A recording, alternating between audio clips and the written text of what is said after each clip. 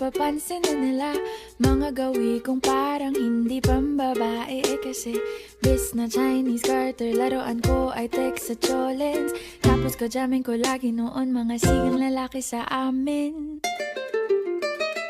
Nung ako'y mag-high school ay napabarkada sa mga bay. Curious na babae na ang hanap din ay babae. Sa halip na makeup kit, bit-bit ko ay gitara. Tapos pormahan ko lagi ay long sleeves na t-shirt at faded na lonta. Pero nung makilala kita, nagbagong bigla ang aking timpla. Natutuwa ko na magpariban at mag-ahit ng kilay at least once a month. Hindi ko alam kung anong meron ka na sa akin ay nagpalambot ng bigla. Sinong mag-aakalang lalaki pala ang bibiyag sa tulad kong tigreng gala.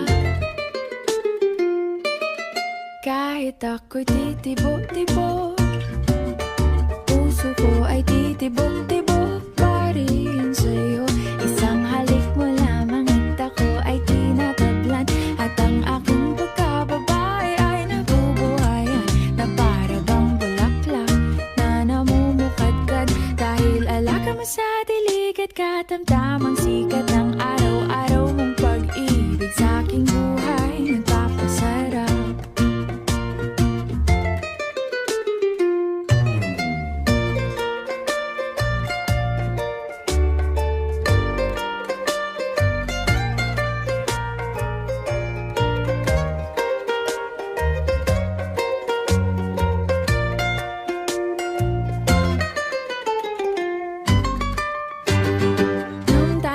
College ay saka ko lamang binigay ang matamis na oong 10 buwan mong trinabaho.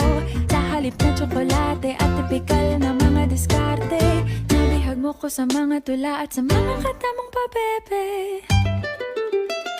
Kaya nga noong makilala kita, alam ko na agad na mayroong himala. Natutuwa kong magtakong at napadalas ang pagsuot ng bestidang pula. Pero di mo naman inasam na ako ay magbagong tuluyan para patunayang walang matigas na tinapay sa mainit na kape ng iyong pagmamahal.